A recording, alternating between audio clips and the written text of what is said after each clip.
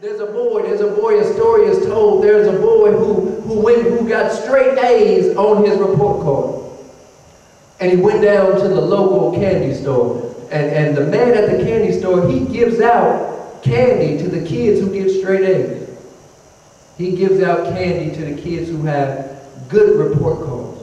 And they go inside, and the man told the little boy, he said, I want you to put your hand in the jar and get as much candy as you want. The little boy said, I ain't gonna do it.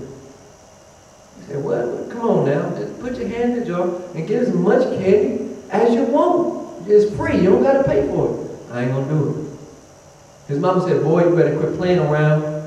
You better get this candy, you better eat this candy. Put your hand in the jar. He said, I ain't gonna do it, mama. And they went back and forth, back and forth. And then his mama said, boy, come on, I'm going to take you out to the car and I'm going to whoop you. You done brought me down here. You done embarrassed me in front of this man. How in the world could you do something like this? He's telling you to put your hand in the jar and you don't want to eat the candy. You've been worrying me all day to bring you down here and now you're trying to act weird and you don't want to put your hand in the jar? He said, no, ma'am. And as she begins to drag him out of the store, he said, wait, mama, wait. He said, sir, can you put your hand in the jar?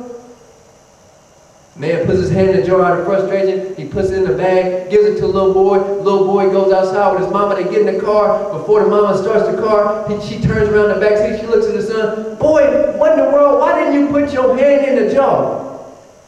He told you to get all the candy you wanted to. He said, Mama, I'm sorry. I don't mean no disrespect. But if I put my hand in the jar, I can only get a little bit of candy out. But his hands are bigger than mine, so he can get more candy than I can. And I want to remind somebody in here today that Jesus' hands